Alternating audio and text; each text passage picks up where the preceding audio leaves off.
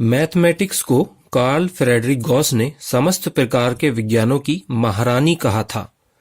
Galileo Galilei ने कहा था कि मैथमेटिक्स वह भाषा है जिसमें ईश्वर ने ब्रह्मांड को लिखा है। उसी ईश्वर ने अंतिम ईश्वरीय ग्रंथ कुरान में मैथ्स की लैंग्वेज का प्रयोग किया है।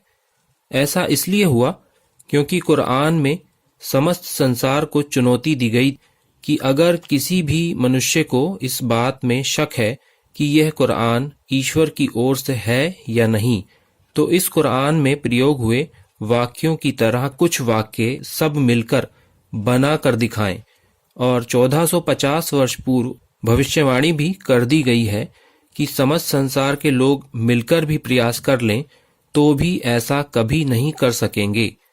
सुनने में ये बात अविश्वसनीय लगती है, लेकिन क्या कोई इसे संभव बता सकता है कि कुछ वाक्य ऐसे लिखे जाएं जिसमें आम और खास इंसानों के लिए उनके जीवन की सरल और जटिल दोनों प्रकार की समस्याओं का सर्वोत्तम समाधान भी हो। उसके साहित्यिक सौंदर्य को देखकर साहित्यकार भी कह उठें कि यह सर्वश्रेष्ठ साहित्यिक रचना है।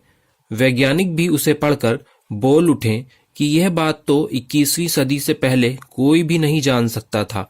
इसे कुरान में किसने 1450 साल पहले लिखा। साथ ही वह किसी एक संख्या से विभिन्न रूपों में बंधा हुआ भी हो। फिर आने वाले कल में अगर किसी अज्ञात सूचना की जानकारी मिल जाए तो पता चले कि वह तो कुरान में ठीक आंकड़ों के साथ पहले से मौजूद है तथा इन 5 विशेषताओं के अलावा 50 तरह की और चौंका देने वाली खूबियां भी उन्हीं सीमित शब्दों में समाहित हों, तो आप पुकार उठेंगे कि असंभव, ऐसा हो ही नहीं सकता। लेकिन ईश्वर तो सर्वशक्तिमान है और उसने कुरान को इन विशेषताओं से भर दिया है ताकि आप यह न कह सकें कि यह किसी मानव की लिखी हुई किताब है। इसलिए कुरान में उस वैज्ञानिक भाषा से संकेत किया गया जिसको महारानी सिद्ध होने का गौरव प्राप्त है।